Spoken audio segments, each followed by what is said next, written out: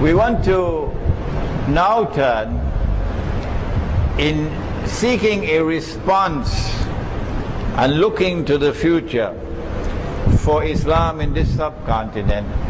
We now want to turn back into history to identify a great catastrophe, a debacle, a mistake that was made.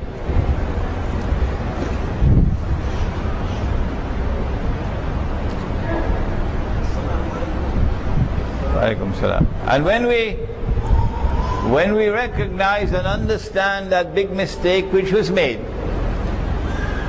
when the partition took place, when Britain was decolonizing and the Republic of Pakistan came into being, and then eventually the Republic of Bangladesh came into being, we'll be in a better position, particularly for the Muslims of India, to understand the way forward. And now briefly, because we don't have the whole night,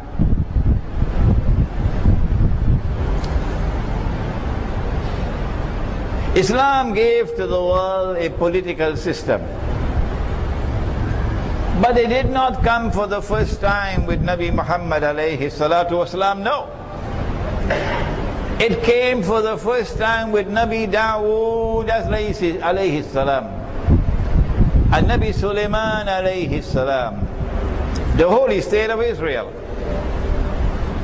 in the Holy Land. And that holy state of Israel recognized Allah as Al-Malik, the sovereign, recognized Allah's authority as supreme, Al-Akbar, recognize Allah's law as the highest law, Al-Hakam. India, Pakistan and Bangladesh, or South Asia, had the rule of the Mughals, like Turkey and Anatolia and the Ottoman Empire had the rule of the Ottomans. And these were monarchies, but they were still using Islam. And so the shell was there of Khilafah, recognizing Allah as sovereign. And they enforced Sharia until Britain emerged and British armies conquered, together with French and German, and they colonized the world of Islam. And so Muslim India was now under British rule. For how long? Maybe 150, 200 years or more. Did this happen by accident? No. This was Dajjal's work. Oh yes. Because Dajjal wanted to bring about change. He wanted to cause this entire Muslim community to be imprisoned in a new political system that he had devised. And so, when the time came for Britain to withdraw, it was not by accident. No. Britain wanted to withdraw, but on the condition that what is left behind will now be carbon copies of the European political system. Oh yes. And so you may say Pakistan ka matlab kya? La ilaha illallah. But I want to know, why is Dajjal hiding behind that mango tree and laughing his head off? He is so happy. Why? Don't you understand, you dum-dum? You have abandoned Darul Islam. You have abandoned Khilafah. And you have embraced the modern state which was created in Europe, which declares that Allah is no longer Al-Malik. The state is now Al-Malik. That is shirk. Allah is no longer Al-Akbar. The state is now Al-Akbar. That is shirk. Allah is no longer Al-Hakam, the lawgiver. The state now makes the law. That is shirk. Why? Why? Why did Dr. Muhammad Iqbal not understand that? Why? Why did Muhammad Ali Jinnah not understand that? I have a book outside. Do please read it. It's small. Iqbal and Pakistan's Moment of Truth.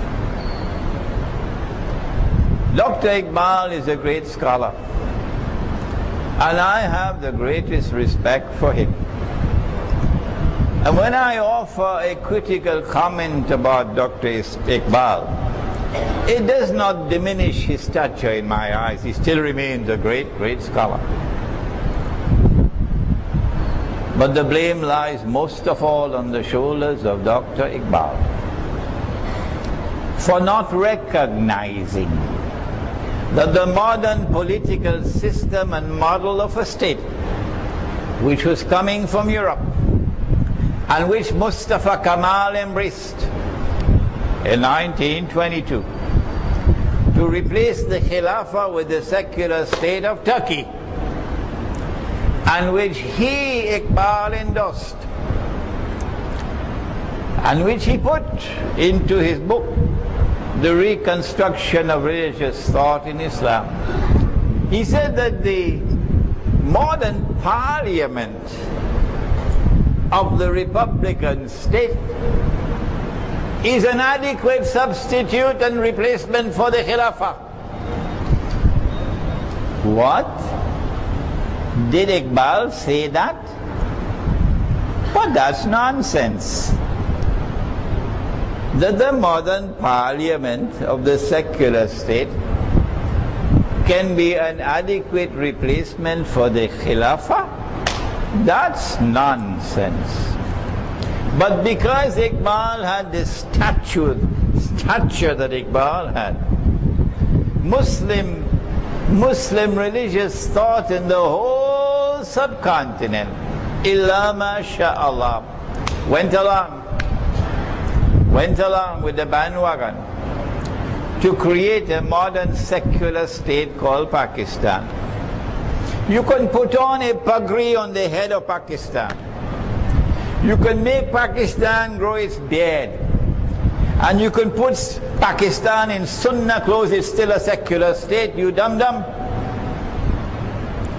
It is still a state created on the same foundations as all the other secular states in the world, regardless of what you put in the constitution, because hypocritically nobody bothers about it. And so when Pakistan came into being, Muslim India said goodbye. Muslim India said goodbye to Islamic political theory. They said goodbye to Darul Islam. They said goodbye to Khilafah. And then a new, very strange creature came into being. Never saw him before. First time in my life I'm seeing him. Something called Muslim nationalism. Huh? Never heard of it before. You know, you have German nationalism, huh? You have British nationalism, you have Russian nationalism, Qawmiya. But you don't want to use the word Pakistani nationalism. So you say we are creating this new state on the basis of something called Muslim nationalism. What rubbish! Never heard more rubbish than this. nationalism is qawmiya. Did they never read the Quran, those who talk about Muslim nationalism, which was a stepping stone to Pakistani nationalism, and then to Bangladeshi nationalism, Bangla nationalism, and then to Indian nationalism? بعد أعوذ بالله من الشيطان الرجيم يا أيها الناس, O mankind, إنا خلقناكم من ذكر وأنثى, we created you from a single male and a single female. وَجَعَلْنَاكُمْ شُعُوبًا وَقَبَائِلًا, and then we caused you to emerge as nations and tribes. Yes, Allah recognizes in the Quran the existence of nations and tribes. But then He goes on to say, لِتَعَارَفُوا, that your recognition of your diversity as nations and tribes should be a source and it should function positively, something by which you can identify yourselves, but not that qawmiya should cause one person to consider himself superior to another. That's a disease. Allah goes on to say, Inna akramakum indallahi atqakum. So yes, we want you to preserve your tribal identity. We want you to preserve your identity as a nation, but not to use that as the foundation for a political system. That's wrong, because that is superiority and inferiority. And so nationalism as a political system is not a part of Islam. And that's what they did. They created Muslim nationalism. And so when Pakistan came into being, guess what happened? When Pakistan came into being, they got Punjabi nationalism on their backs. And then they got Balochi nationalism on their backs. And then they got Sindhi nationalism on their backs. And then they got Pashtun nationalism on their backs. And the people who migrated from India to Pakistan, then they got Muhajir nationalism on their backs. So Pakistan broke up into so many different nationalisms. And then you had the rivalry between nationalism on this side and Bangla nationalism on that side, leading to the birth of Bangladesh. And so, if there is a future for Islam in that part of the world, it will be a future only for those, not for the part-time Muslims, and most certainly not for the politicians. If there is a future for Islam in India, Pakistan, Bangladesh, Kashmir, it will be a future only for those who can make tawbah and step away from the modern secular state and step away from its shirk and its nationalism and return to the struggle for Khilafah and return to the struggle for Darul Islam. That is the debacle that occurred about 60, 70 years ago when Pakistan came into being and then Bangladesh came into being. If we are to step away from that debacle and return to Khilafah, the struggle to restore Khilafah, it will make the heart so happy to know that we don't have long to wait. My guess is probably only another 20 or 25 years. And Khilafah is coming back with Imam al-Mahdi. We don't have long to wait. Tell the politicians that for me. We don't have long to wait for Khilafah to come back. And when Darul Islam comes back, Mr. Politician, are you listening?